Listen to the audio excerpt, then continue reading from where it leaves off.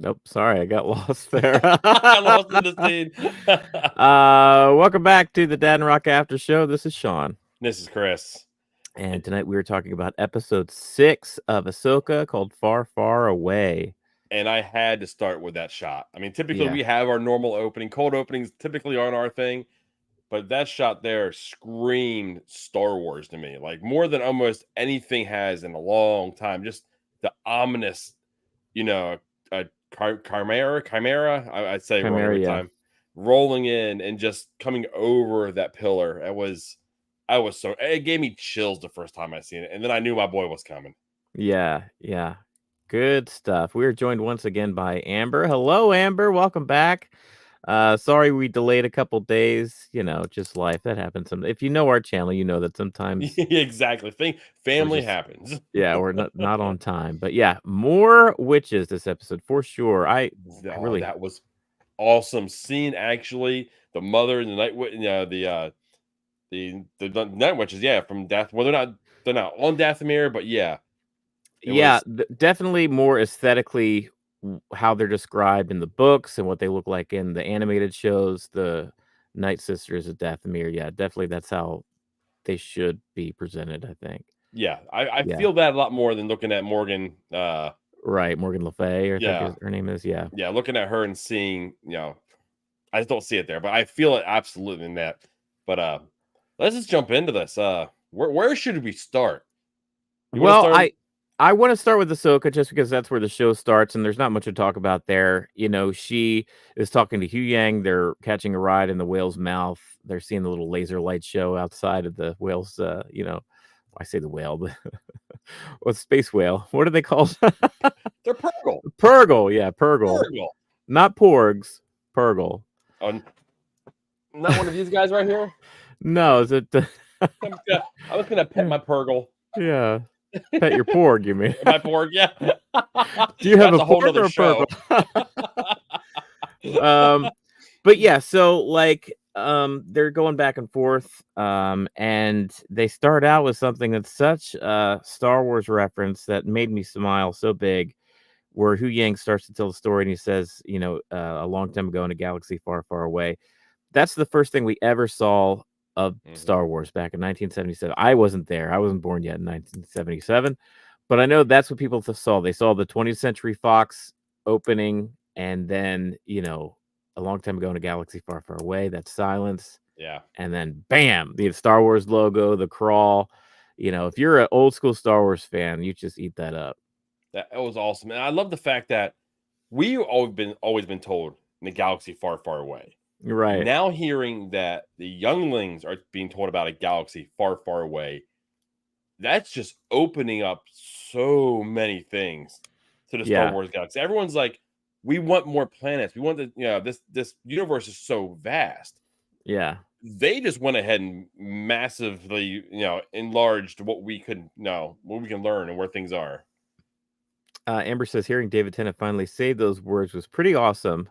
Knowing he's the first to do so in anything Star Wars makes it even better. Yeah. Never heard it spoken out loud before. It was very cool. That is awesome. I love how he dropped some knowledge on Ahsoka too. Yeah, that was good. Christopher's here. I like Ahsoka playing the first, or saying the first being the best story, roasting the trilogy. Oh yeah, when she mentions like the old stories, there's like History of the Galaxy Part 1, 2, and 3, and she's like, of course the first one was the best one. A little nod to like, I guess either the sequels. I took it as like the first movie in the sequels, but no, I guess there's 3 trilogies. There's a trilogy of trilogies now, so. Oh maybe yeah, that's what that was a there would be. reference. No, that just kind of glossed over me. Yeah, because I was just kind of paying attention to other things. I love how Hu Yang basically told Ahsoka, "What if Sabine thought that was her only choice?" Like he was dropping that on because Sabine was like, she did it for selfish reasons. right. It was like, well, what if she thinks that was her only option? Because in her eyes, you were dead. He didn't say that, but that's pretty much what it could have been translated to. Yeah. Basically, that's how I read it too. Was Hu Yang was like, "Hey, cut the kid some slack. Let's go find her." Yeah, exactly. He likes them both. I mean, there's an attachment. Hu Yang and with those two is like, they're his people. Yeah. And I don't want to see him fight. So I thought that was pretty awesome. Let's see here. Although, given that Filoni favors the prequels, I wonder if that's to support his argument. Do you think is that a thing? Is that a known thing? Does Filoni favor the prequels? I can't imagine that's the case. I have no idea. That is knowledge beyond me. Although they do come, as far as counting movies, episode 1, 2, 3, I guess you could count them as And a lot of his Rebel stuff and Clone Wars stuff that he's been involved in is based off the original, off episodes 1, 2, and 3. Yeah. So I could see him having some type of like reverence for those. Let's just talk. So that's pretty much all I wanted to talk about. I thought that was very cool. Very cool way to open this episode. We don't see Ahsoka the rest of the episode, but that little nugget that she's on her way was very cool. The rest of the episode kind of blew me away, though. I mean, this aesthetic, this new world, this new look, new stormtroopers, new characters, the Chimera, like you mentioned, Thrawn, of course. Yeah. It even sounded like new beats in the start, the soundtrack. Like it just felt like 80s sci-fi to me. It felt like old school. And it felt sinister.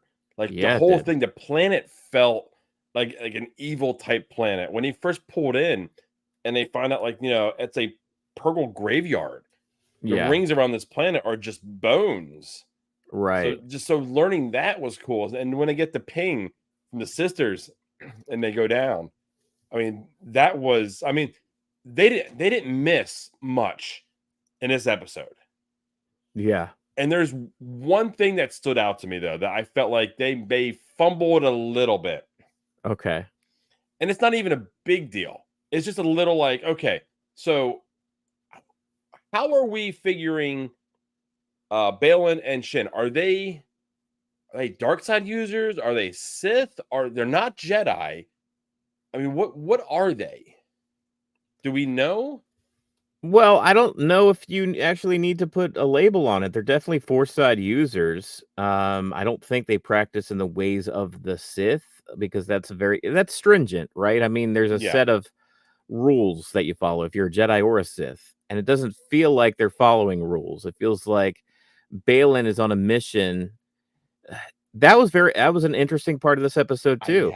I don't think Thrawn is the big bad in this episode. No. There's something happening on that planet, and Baylan's going to be a part of it.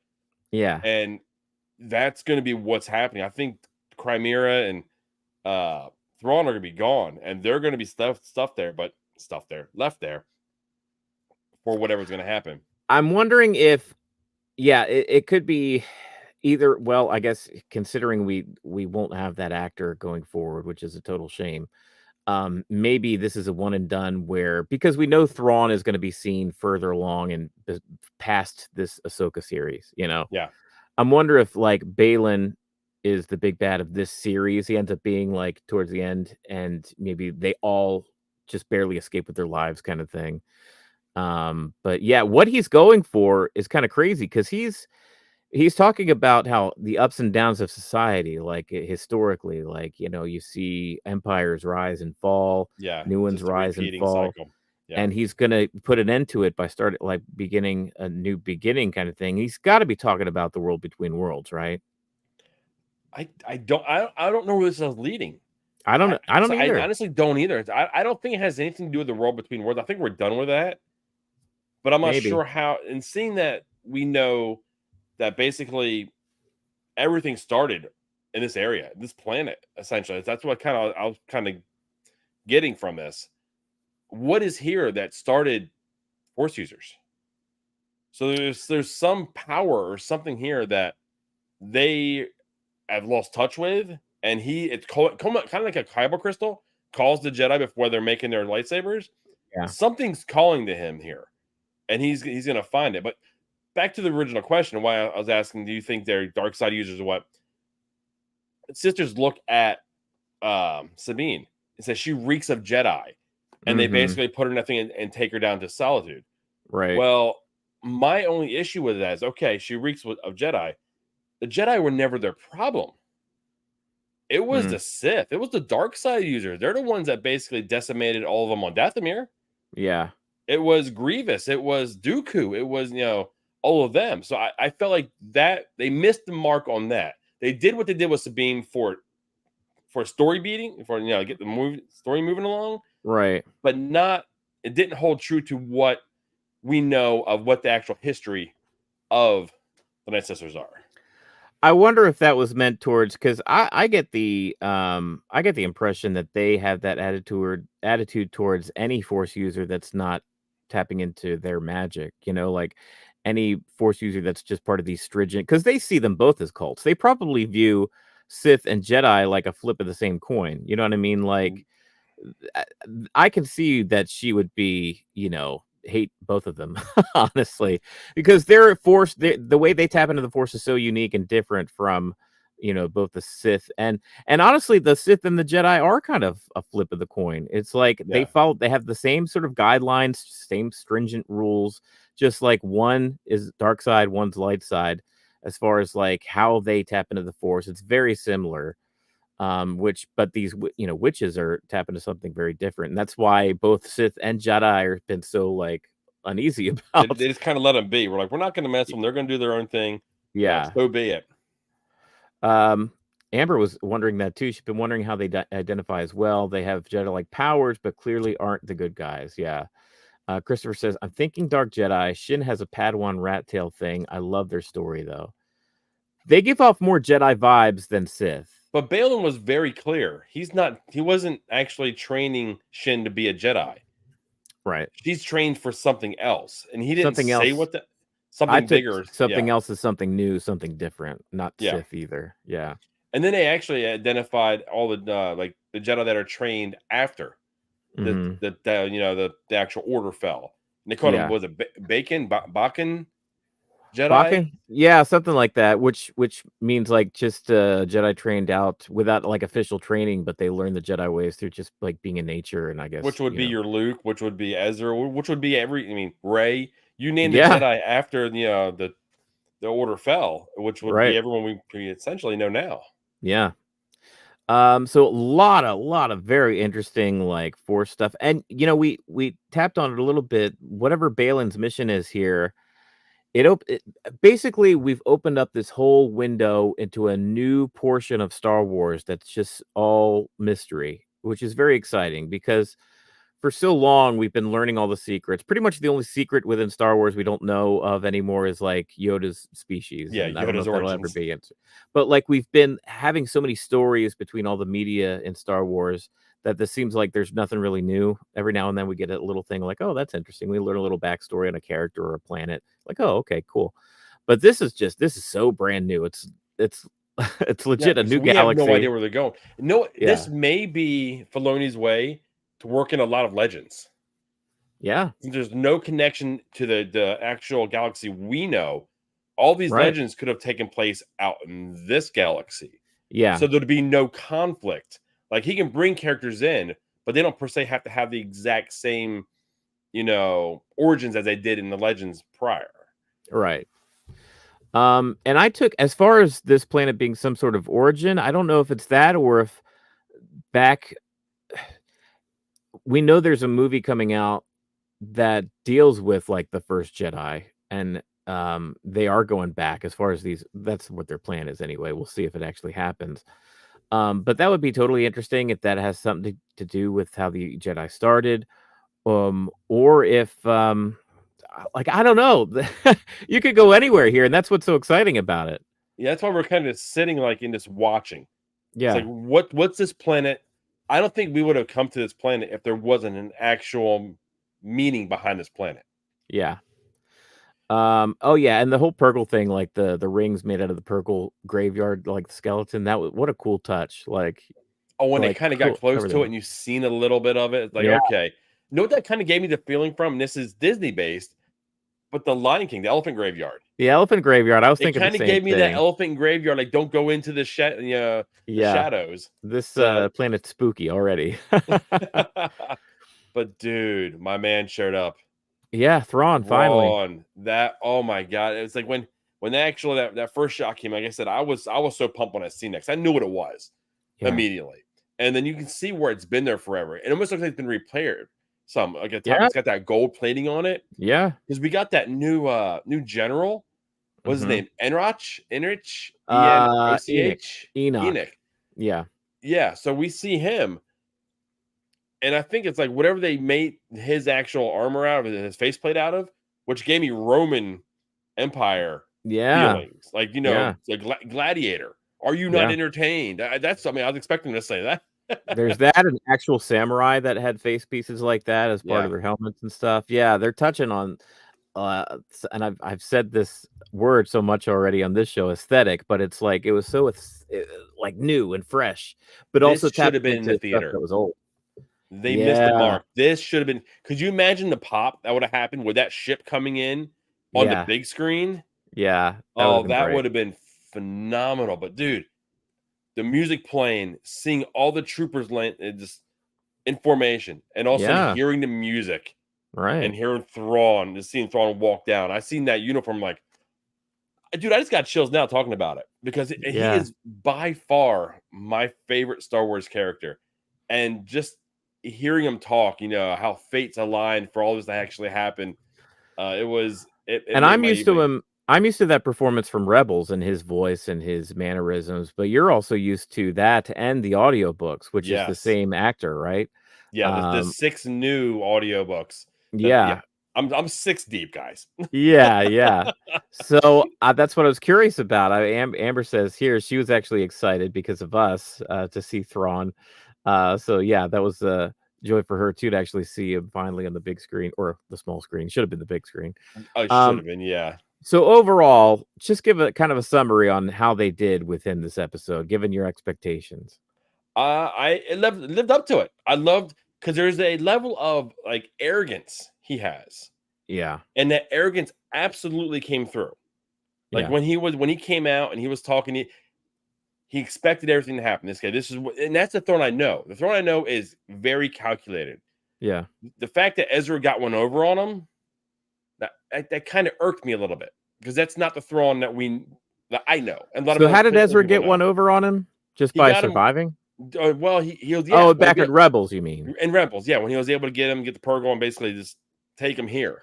That's the thing that never bugged me because the Purgle were such an out of the blue thing because he studies culture, he studies and I think that was the whole dynamic is that Ezra tapped into the wildlife. Ezra tapped Yeah, into nature, right?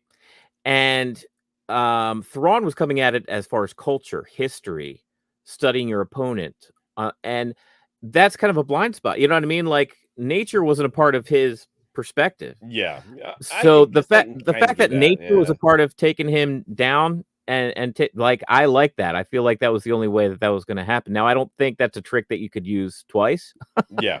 You know, and I think they shouldn't default to that as we go to the story further. But that's how I always took it. But yeah, there's that. I loved how he let Sabine go. I love how he was like, "Oh, finally a familiar face," and he was Yeah, looking at Sabine, and just the arrogance, and just it was dripping arrogance when he's seen yeah, Sabine, and when he just let her go, and she's like, "Hold on, you're just gonna let me go?" He's like, "Yeah, I'm gonna go ahead and give you provisions. I'm gonna give you this. I'm gonna give you that, and just go."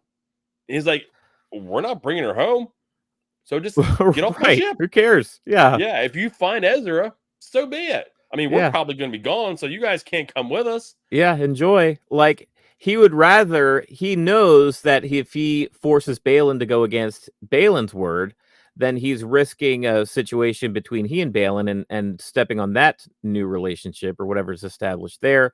So it's like, what's the point of doing that when it doesn't really matter? They're going to But be then not part of the equation going but forward. then he turned around and did it anyway. He let Yeah. Balin go ahead and honor his word and let Right. her leave, and Yeah. then he told Balin and Shin to follow him and kill her and Ezra if she finds him. So Right. it's like, okay, you honored your word, you let her go. Now the game, game's on. Go get her. In true villain fashion. Yeah. It was pretty cool. I like that too. Amber says, as the resident casual Star Wars fan, I really enjoyed this one. I agree, Chris. This would have been the episode to have in theaters. The turtle rocks, the rat wolf thing, Thrawn. It was awesome. Oh, dude, let's talk Great. about those little guys. They I were loved it. an awesome addition to to the Star Wars galaxy. And they Yeah. fit right in. I was like, they're not menacing. They're just kind of like a nomadic type people. And they have that hermit crab type of like defense that just drop down. Yeah. The gig's up. We know now. So They kind of reminded me of the little troll people in Frozen, I oh guess, yeah, the right? ones that roll in, yeah. Yeah, yeah, yeah. But yeah, they were cool, and right, that wolf thing that Sabine was like riding and had its own personality. The effects were really well done because potentially, I think the hermit crab people were fine because that's like not as difficult to do in a computer, but like fur is so difficult to Yeah. do in a computer, and that could have I looked bad, but it I'll looked say I've good. got only one complaint about that. I'm not sure, the wolf type thing. Yeah. The whole Sabine walking away and yelling at him to leave because he abandoned her. We could have cut all that. Well, that wasn't necessary. I can get, you know Oh, what? We come can get rid of on. that. That wasn't a big part of it, but It wouldn't be Star Wars unless it had little goofy moments like that. that was a little over the goof for me. But anyway, Um, yeah, I really liked I don't know how Ezra survives. That's one thing too. It's like, okay, so Ezra survived for a decade or so, planet-side, traveling with these people, I guess. Okay, so he survived. That's how he stayed off the radar and whatnot. And then Sabine finds him within like what, like 10 minutes? Like, whew, okay, that's the force at work, I guess. well, I Like, think she was just following that thing she was riding, and like he kind of found those little creatures when she thought it was just water. yeah, I get how they got there, but it's still Yeah, like, come on. it's like I, wouldn't Thrawn have found him quickly? wouldn't have Ezra wanted to be on some other part of the planet that Thrawn's not near? You know what I mean? Like, Let's not be 10 minutes from the tower. right. So that is a very somewhat writerly and easy, but I get it. We need to move things along. It's not like Sabine can spend a year here searching for Ezra. I get it. Yeah, but Um, back with Thrawn, there was something that Thrawn said that was so Thrawn. mhm. It was like, "We're leaving Ezra and Sabine here, no hair off my back." And he said, "What?" And then he was like, "Well, your mercenaries leaving here doesn't hurt my feelings either. We're out." I was Yeah, like, "That's the dude I know." It's yeah. like, I don't know either. I don't care for two of them that are out there. And then the other two, you bro, I don't even know who they are. So I don't even care if they're with me, not with me. We're just gonna keep going. But you know what I like too? On the other side of that, I kind of like that BAYLON is kind of like whatever. Like BAYLON is on his own mission, and this whole Grand Admiral Thrawn thing, like for him, Grand Admiral Thrawn is just like a stepping stone to As get a where yeah, he Cork and wants to his go. yeah, it was weird. And it's like it's so funny how they almost view each other the same way. Like they have their ultimate goals in mind, and they feel like they. It's funny how they mirror that dynamic between the two. It's really cool. Well, we've talked about Thrawn. Let's just go ahead and see his Let's return see here because him, this was old blue fantastic. boy.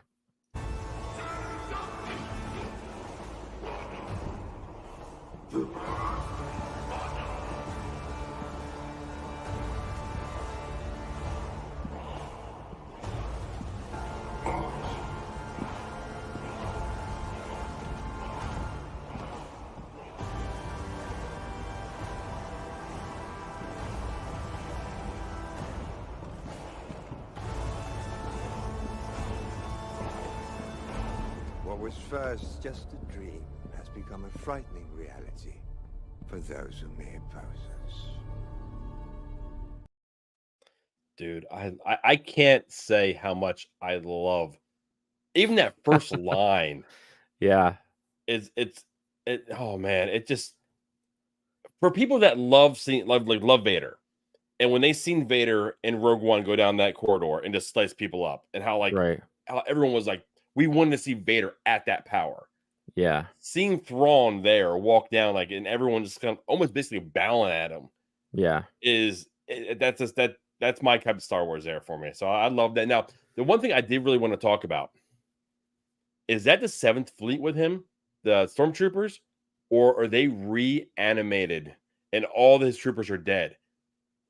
Because if you think about it, if you look at it, they're all wrapped in that red cord, Yeah. which would give you that indication that they are some type of magic from the Night Sisters.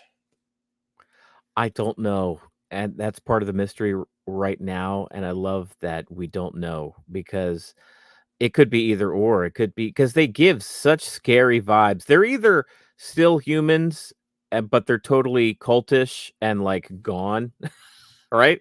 But they're still the people that they were before, or they are not those people. And it's like, yeah, these specter things that we saw, that one character, I forget the name of now, that we thought was Ezra, but it's not. The one that died that Ahsoka killed via Yeah. lightsaber. I was like, whatever. They could be all that green smoke, like green smoke in the form of stormtroopers. But then again, it's like, would reanimated corpses or reanimated spirits like follow this corporeal being of Thrawn because he's smart? Like that they're like, they seem to be like fanatics more than like your typical stormtrooper that's just getting a paycheck. You know what I mean? Merrick, there we go. Chris was Merrick, real thank you, quick Christopher. correct us. Thank you. Yeah. But the thing is, though, there's a line that Thrawn says later when the Night Sisters bring him back. Say there was a loose thread that we didn't know about Ahsoka, coming in on the Purgle. Oh, I loved how he looked at Morgan. It was like, if a Purgle comes and blow it up with prejudice, I'm like, oh, that's yes, just blow them out of the air. That's awesome. And that sets the seed for anticipation of like, oh no, we as viewers, we opened up with Ahsoka. We know she's on the way. Yeah. So it's like, that's something that we know is going to happen down the line, that confrontation. And it's like, that was just good. Yeah. But he also like, says, I'm going to need your night magic again. Again, right. That's why, because there was a line earlier, because Morgan Elsbeth asked if only 2 units were ample to follow BAYLON and everything. He's like, we've lost a lot of people already, which leads me to believe even more that everyone that we see wrapped in red, they're reanimated. Yeah, I could very well be. Or, it could be that, or it could be he leaned on the Night Sisters to cast some sort of a spell over the troopers that were still with him to make them even more. Because you can imagine they're stuck, they're like stranded on a planet far, far away. They don't know where they are. Like, they just want to get back home to their home planet or whatever, finish out their service. Because when they were gone, they were just like earning a paycheck, basically. That's how the Empire was. Stormtroopers were just there because it was a job. And, 95% of the Empire were just regular people that signed up to work. Yeah. And this battalion gets lost, and I can see, in order to avoid them, being mutiny or Thrawn having to worry about, them ganging up on him, use a little Night Sister magic, make them totally obedient to him, and they're like totally brainwashed. I can see that kind of thing too. Yeah, because they did rename them. They're not stormtroopers. Yeah, they're night troopers. They're night troopers. Yeah, which really leans more into my thinking that they're reanimated. I think they're giving us little hints, and I think the hints is the name. I think the hints is the red cord that's around them, the face mask, on all of that. I think is basically telling us that these are reanimated stormtroopers, which are now night troopers. Amber says the witches depicted brought a lot of old witch lore from our own world into Star Wars world. Yeah, which is very cool because we haven't seen Morgan do. We still touch on that a little bit with like the green flame magic and stuff. But yeah, this like the Sisters 3, like Fate, I think, right? Yeah. The ones we see in like a lot of like Greek mythology and everything. Yes, yeah. Weaving the cord and cutting the cords, and they die and they go down to right. That's a whole nother thing I enjoy. So yeah, it was very, very cool to see them be more witch-like and definitely powerful, like intimidating. So here's the thing I wanted to say is that this is the first time in Star Wars since the Empire that I've seen a force that I've been intimidated by. The Empire was intimidating because, Vader, Palpatine, of course they are, and they have been.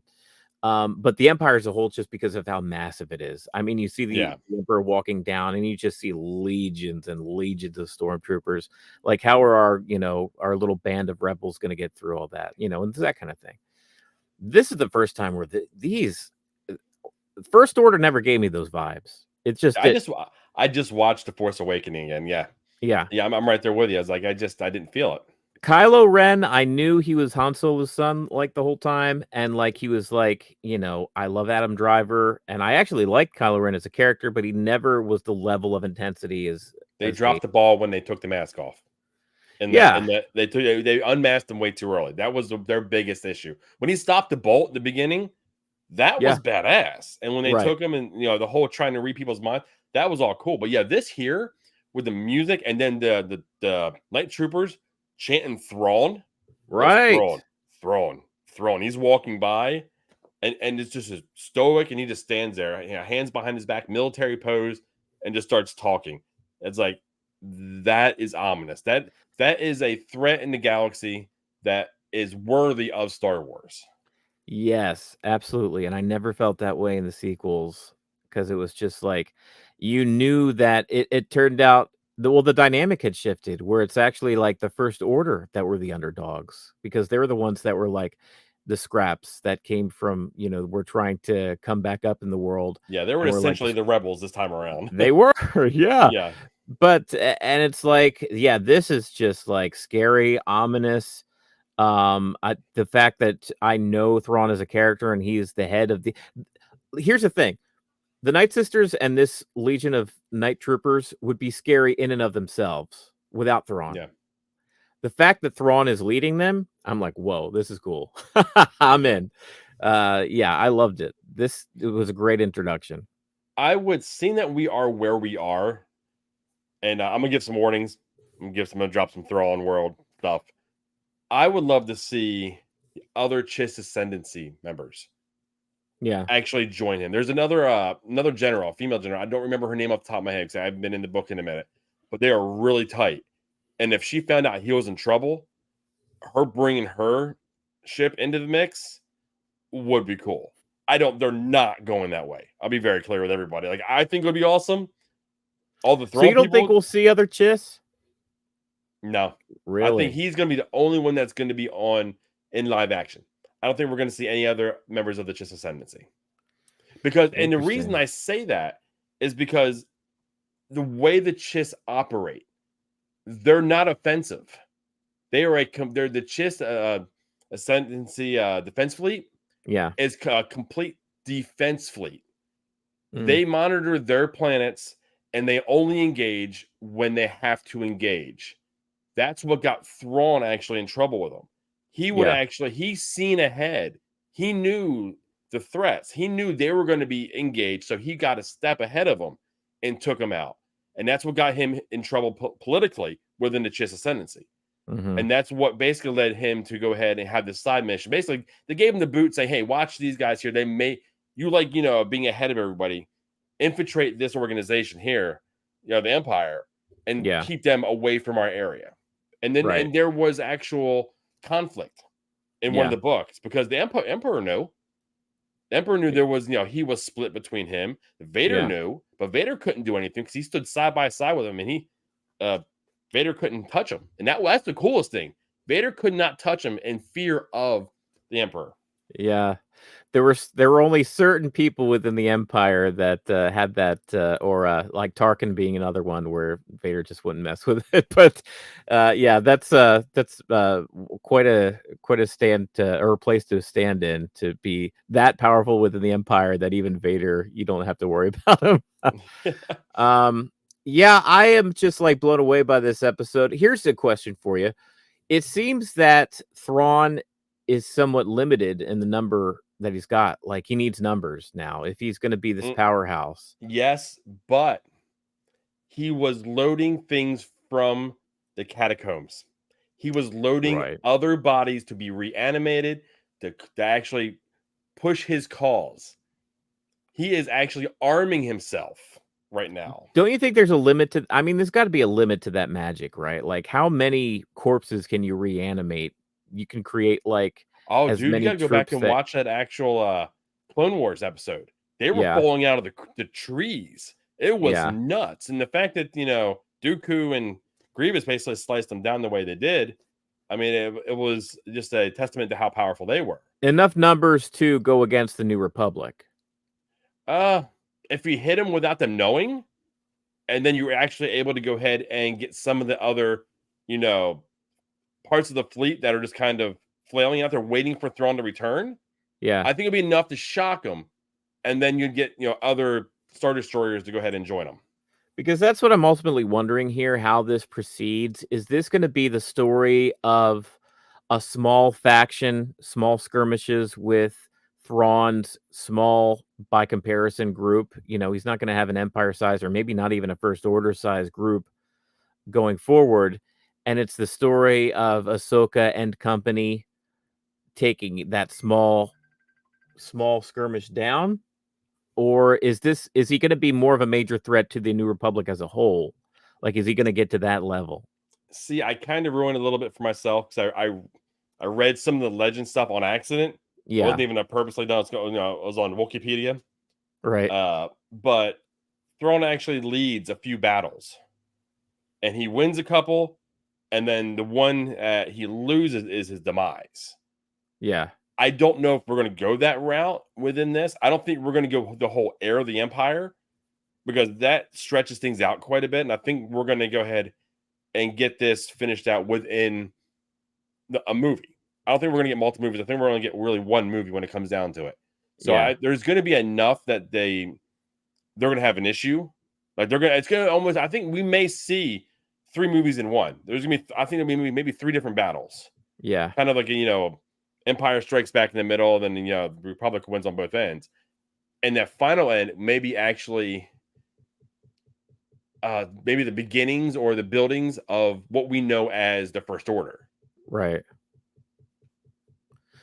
I'm wondering, the only thing I'm thinking is that because the New Republic actually doesn't get involved in these upcoming stories around Ahsoka and Thrawn is because they're essentially unchanged between how they are now and how they are in the sequel trilogy.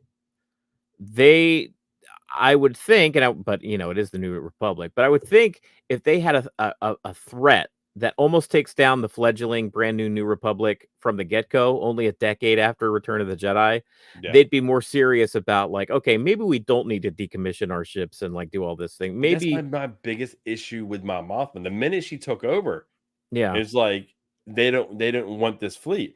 And it's once again, like Balin was saying, history repeating.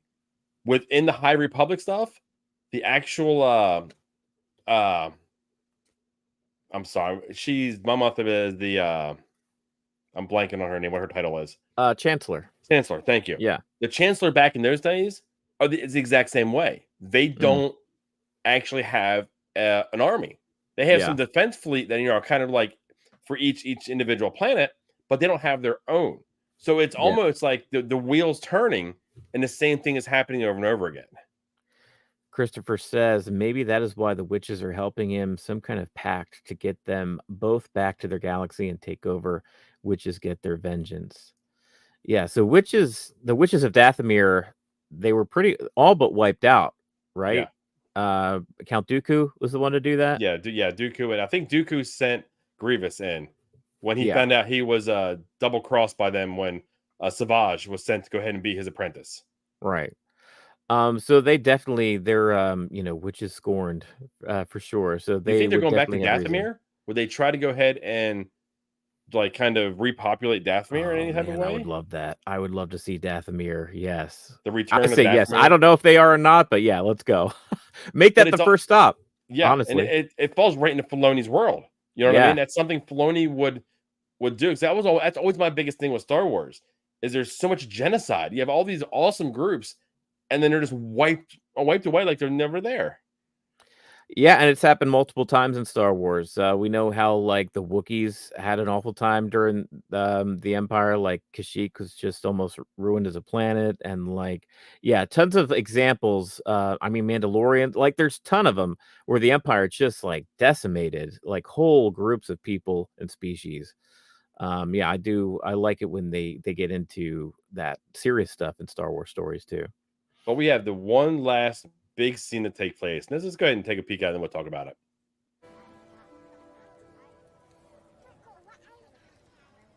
I knew I could count on you.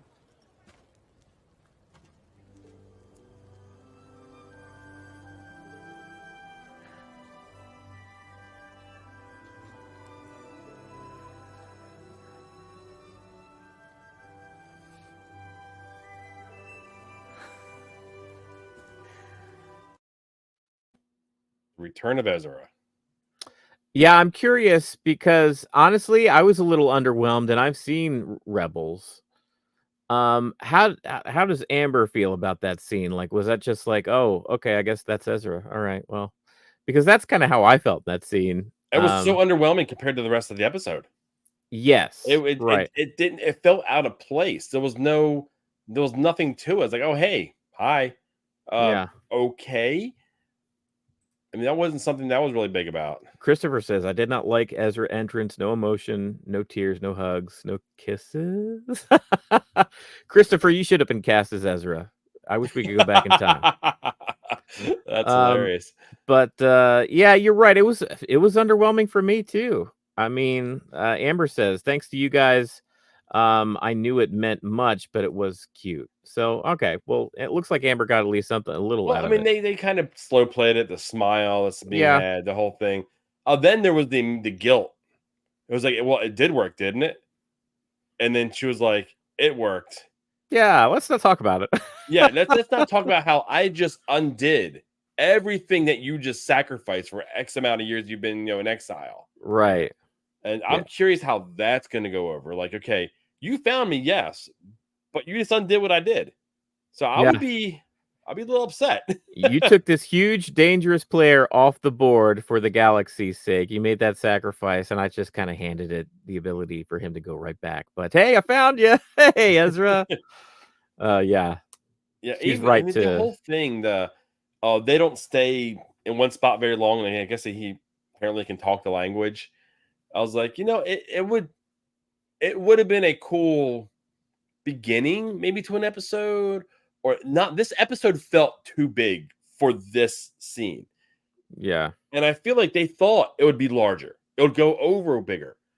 Thrawn completely overshadowed this entire episode. Quite literally in the Chimera, just making a big shadow throughout the land. Oh boy, that ship is beat up, dude. The engines are all beat up. He needs that hyperspace ring to get back. The way that the troopers are with the gold stitched together, the way that the gold stitches together parts of the Chimera, the Star Destroyer itself, it's so badass looking. And you could tell that maybe maybe it's not gold, but whatever material they're using to repair themselves is probably like plentiful throughout this planet.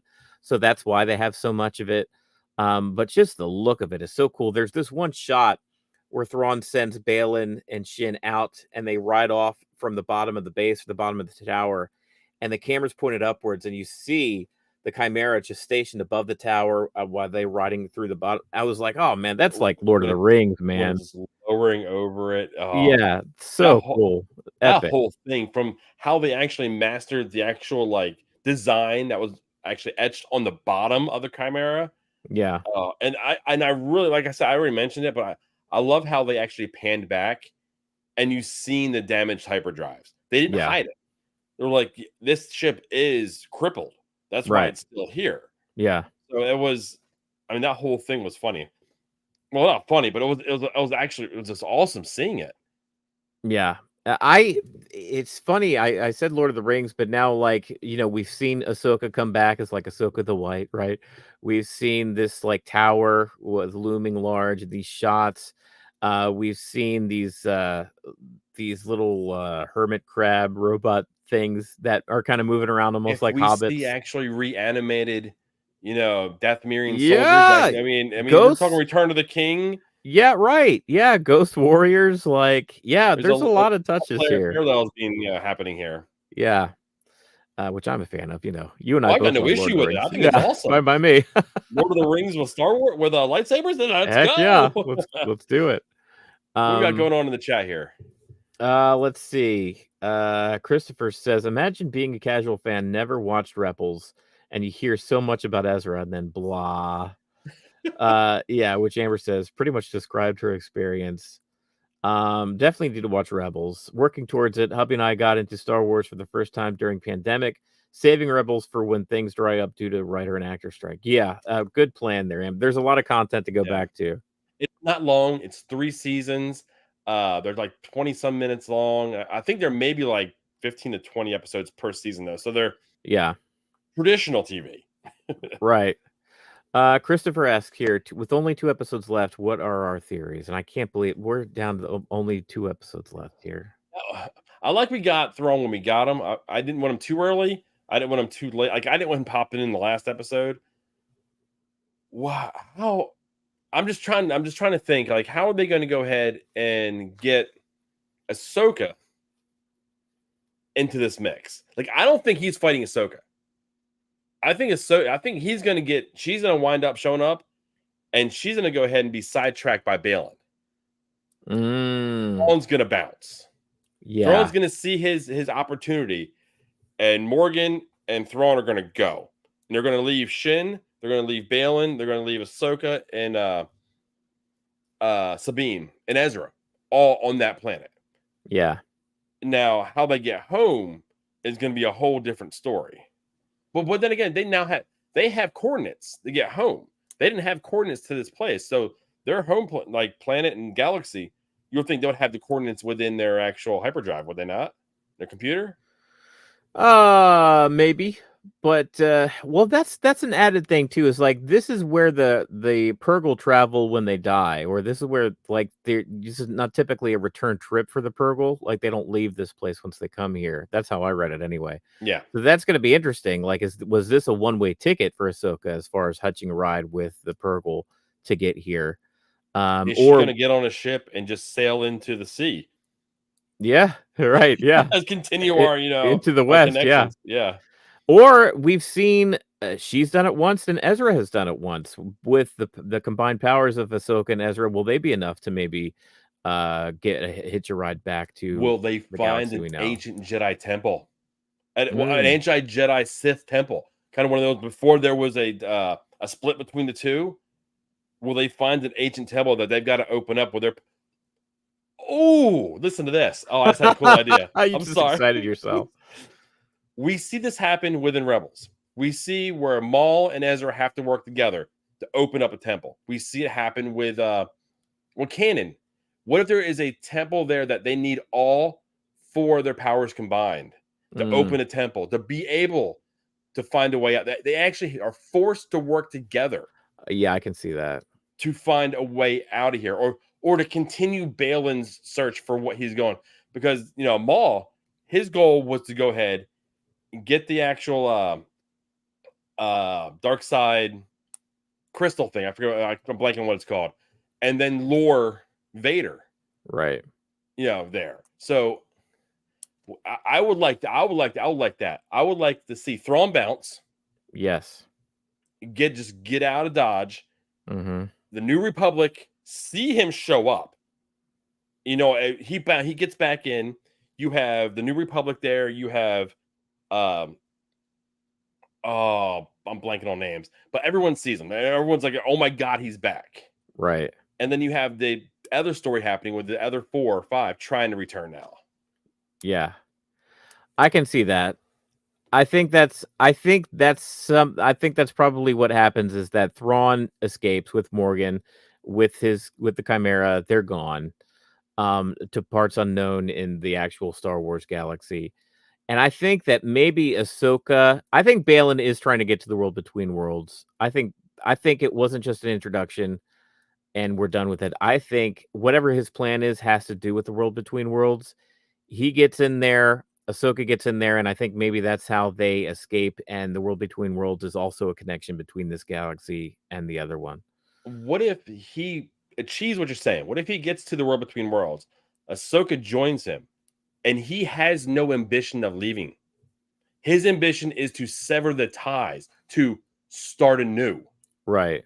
So if he's in there and he severs whatever connection there is between the world between worlds and the real existence, and somehow he's able to shut that down or break the connection, and Ahsoka is back trapped in that world between worlds, Baylan is there as well. And I don't know if Shin would be there, probably just because we don't see her going forward. Yeah. And that would then pretty much end those 3 characters. I don't want to see Ahsoka go. Yeah. The only reason Ahsoka is still around is because Ezra pulled her out of that fight with Vader. If she stayed within that fight with Vader, she was going to die. So he saved her life. And then she re-entered through that same portal after Vader was gone. So you see Ahsoka sacrificing herself. Huh. She's the white.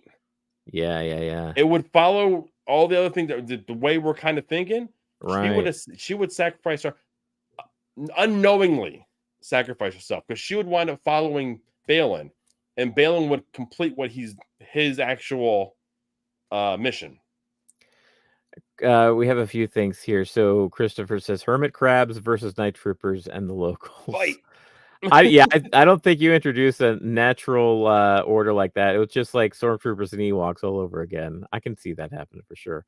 Amber says Ahsoka and Huyang are on their way. They'll find Sabine and Ezra, but I'm clueless about the rest. I think Christopher's might be right that the witch is in Thrawn, but I'm excited for Baylan and Shin's story too. Yeah, they're kind of the unknown thing here. Yeah. Baylan and Shin, like, what's their story going forward? Christopher says, I think Baylan last minute sacrifices himself for Ezra, Sabine, and Ahsoka. He still has a soft spot for the Jedi, which we have seen. That's true. Yeah. Syndulla and Zeb come to save them at the end. We need Zeb. I think there needs to be something out there. We need #save Zeb. Bring Zeb back into this mix. Yeah. We've seen him in Mandalorian. Give us some Zeb. Just give us the dang Zeb already. Don't forget at the end of Mando season 3, those Imperial warlords tease Thrawn coming back. Maybe some connection there. Oh yeah, for sure. I just can't wait to see how this progresses. I love it. This is exciting times in Star Wars. Thrawn's back, baby. He's here. Yeah, this was everything I was hoping for it to be. Yeah. Now I'm ready to ride this high. Like I think if they do him right and he goes out, I'm fine with it. But give him the respect that he deserves. You know what I mean? Yeah. So far, so good. Yeah, don't pull a Cad Bane on him. Right. You can't do that. 'Cause that was another one of my favorites. Yeah, you propped up, Boba Fett, and you knocked down, Cad Bane, but that's a whole. Boba Fett was knocked down like a chump earlier on too. Before he was resurrected through the Sarlacc, he just got knocked into a big Sarlacc by Han by accident. He's been a chump since day one. Take that. That's gonna do it for us this week, talking about Ahsoka episode 6, Far Far Away. Very enjoyable episode. So far, I'm just like thrilled by the progression of this show. Every episode's just been better and better and better. Yeah. And Thrawn's here now, and he's here to stay for at least a little bit, I hope. Could not be happier. Yeah, we will be back next week to talk episode 7, the penultimate episode of Ahsoka season 1. I don't know if there'll be a season 2. Me too, man, because I love good Star Wars, and this has been good. Check us out then. In the meantime, Chris and I will be at some point covering, we think this weekend, Welcome to Wrexham season 2, which is something we really enjoyed doing last year. And that season is back. We're an episode behind, so we'll be covering episode 1 and 2 to kind of start out with and then continue on from there. And 3. I have some catching up to do. Well, first episode was an hour long, the second 2 were half. So. I see. Okay. So yeah, stay tuned for that. Welcome to Wrexham.